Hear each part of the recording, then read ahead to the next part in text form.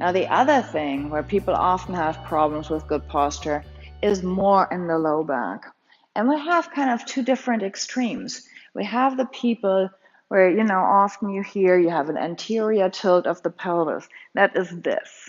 This really means like this whole pelvic bowl is tilting forward. If you imagine it really like a bowl, it's like the water would be spilling out forward. So this kind of position can sometimes have to do with short hip flexors, but that's not always what it is. Or it can really just be a postural habit. Some people are just used to walking around like this, even though their hip flexors are perfectly open and they should have enough room.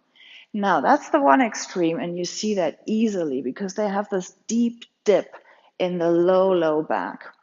A variation of that has that dip a little further up, but still in the low back.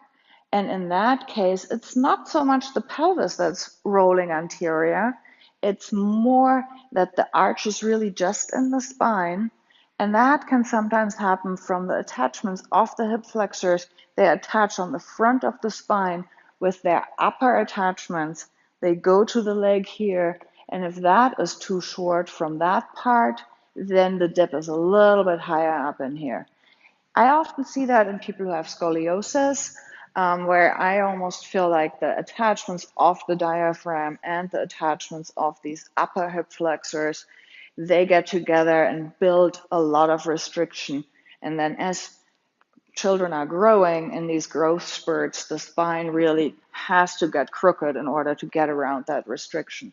So those kind of things, you need really good treatments by a skilled physical therapist, ideally somebody who does some hands-on manipulation to help release the hip flexors.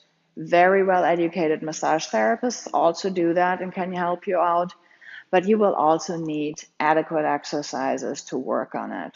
The other extreme that I see is when this low back is way too straight and it looks like almost the butt disappears. It's so much tucked under.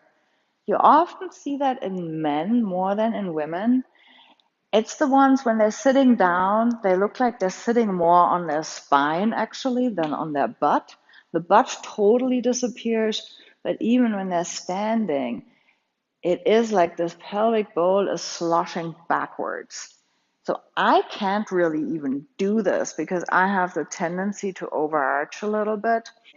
You've sometimes seen it. Now, it's these types of people where there is this popular posture advice. When you look up some of the videos on YouTube, where this woman is explaining that you need a spine that is formed like the letter J. And she means like you straighten up all of the spine and then you use this little bit of tilt in the pelvis to kind of stick the butt out a little bit so that you have this engagement of the glutes and the spine can really come upwards.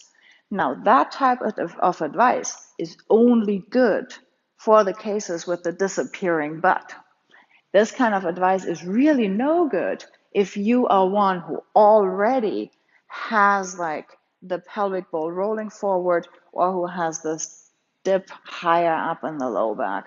So leave a comment on this video if you need a little bit further explanation. If you're brave enough, just post a video of yourself and link to it.